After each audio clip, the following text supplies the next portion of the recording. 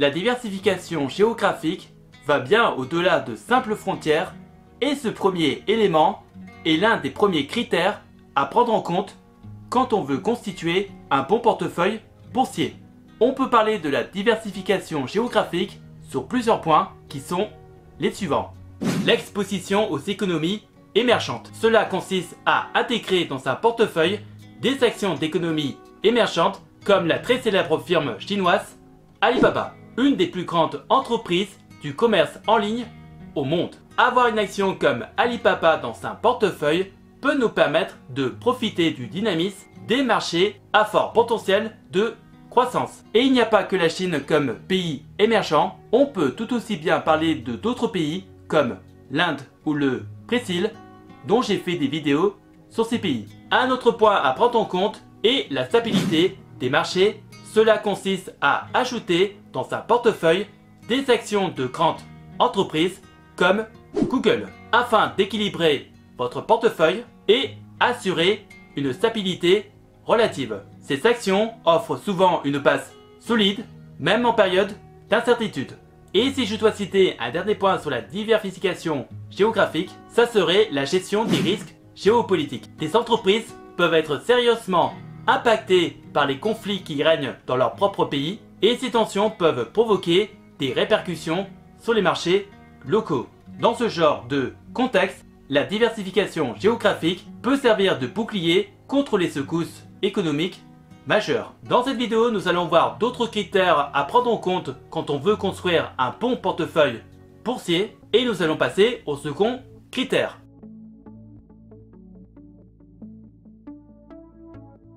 La consommation courante, la technologie, la santé, la finance, des exemples de secteurs qui ont chacun leurs avantages et inconvénients, et notamment quand il s'agit de subir les différentes phases d'un cycle économique. Et dans ce genre de contexte, on peut parler de ce qu'on appelle la rotation sectorielle. C'est une stratégie d'investissement visant à ajuster la composition d'un portefeuille en fonction des cycles économiques. Cette approche implique la réaffection sélective des investissements vers des secteurs spécifiques en anticipant les phases de récession, de croissance ou de stabilité dans l'économie. Et voici certains points à considérer dans la construction d'un bon portefeuille boursier. Ayez des actions défensives en période de récession. Dans ce genre de période, il est judicieux d'incorporer des actions défensives dans votre portefeuille en privilégiant des secteurs stables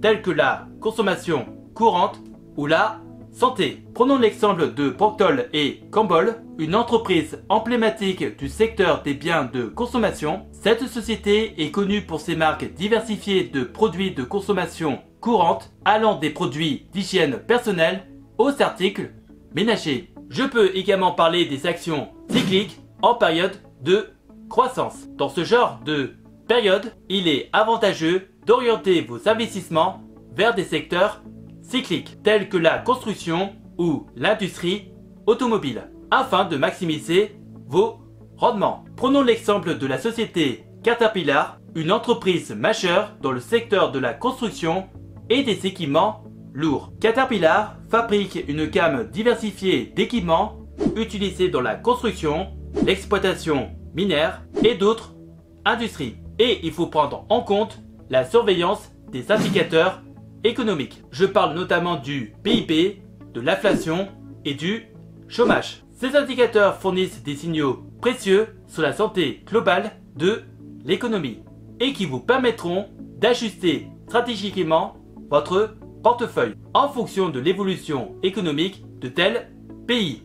Pour cela, vous devez simplement lire un peu les news, des articles et vous renseigner ce qui se passe un minimum dans tel pays.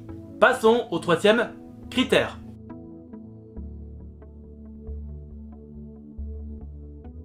Explorer les avant-gardes de l'innovation et de la technologie pour alimenter la croissance de votre portefeuille. Plongez dans les détails des tendances et des opportunités comme les secteurs technologiques en croissance. Il serait intéressant d'intégrer dans un portefeuille des actions dans des secteurs en pleine croissance comme la technologie, la santé ou les énergies renouvelables. afin d'exploiter des opportunités en croissance significative, notamment dans certaines évolutions technologiques comme la blockchain ou l'intelligence artificielle, avec par exemple la société Nvidia qui développe des produits informatiques axés sur le développement ou l'animation d'intelligence artificielle. Un autre type d'action à considérer sont les startups prometteuses.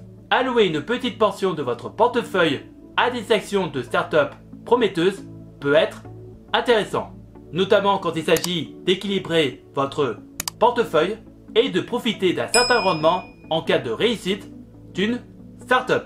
Ces sociétés peuvent offrir des rendements spectaculaires mais comportent également un niveau élevé d'incertitude. Et si je dois citer un dernier point, il s'agirait des analyses des tendances technologiques.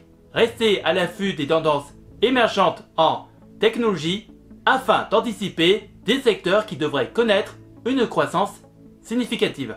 L'Internet des objets, la 5G, la robotique avancée ou la biotechnologie peuvent créer des opportunités de placement novatrices. Passons au quatrième critère.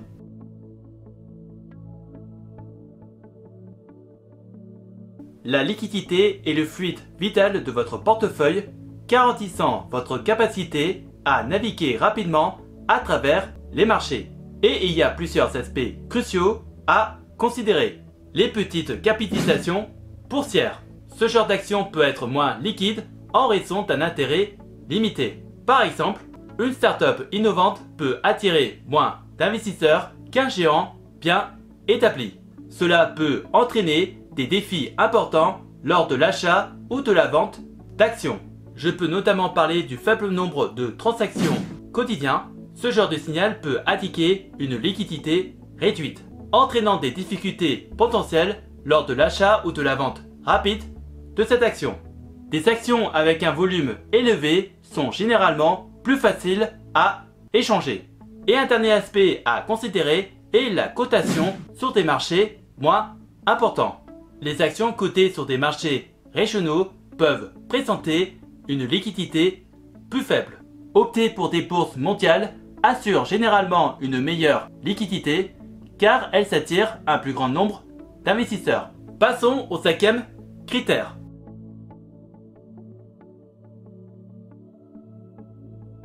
Et si je dois conclure cette vidéo avec un dernier critère, cela serait d'adapter votre style d'investissement à vos objectifs et à votre appétit pour le risque. Il existe plusieurs sortes d'actions comme l'investissement axé sur la croissance. Optez pour des actions de sociétés à forte croissance, même si cela implique un niveau de risque élevé pour viser des rendements importants. Par exemple, la société Tesla est souvent citée pour son potentiel de croissance exceptionnel. On peut aussi parler de l'investissement axé sur la valeur. Rechercher des actions sous-évaluées de sociétés bien établies, telles que General Electric. Ces actions peuvent être considérées comme des opportunités d'achat à des prix inférieurs à leur valeur intrinsèque. Et bien entendu, on peut parler de l'investissement dividende. Ajouter des actions versant des dividendes pour un flux de revenus régulier, particulièrement attractif pour les investisseurs à long terme. Par exemple, des actions de grandes entreprises stables comme Johnson & Johnson peuvent offrir une source de revenus constante. Et c'est ainsi que nous venons de faire un pas vers la liberté financière. Si vous avez des questions, n'hésitez pas à me les poser dans les commentaires et j'essaierai de vous donner des réponses claires et précises. Et si par hasard tu cherches des solutions pour faire travailler ton argent ou générer un revenu passif, tu peux regarder dans la description de la vidéo des playlists de vidéos d'avis de plateformes d'investissement que j'utilise pour faire travailler mon argent, que ce soit dans la bourse, les prêts, l'immobilier ou les crypto-monnaies. En attendant la prochaine vidéo, je vous laisse avec deux autres vidéos qui s'affichent actuellement sur l'écran. Prenez soin de vous, faites de bonnes recherches et je vous souhaite un bon investissement. À la prochaine!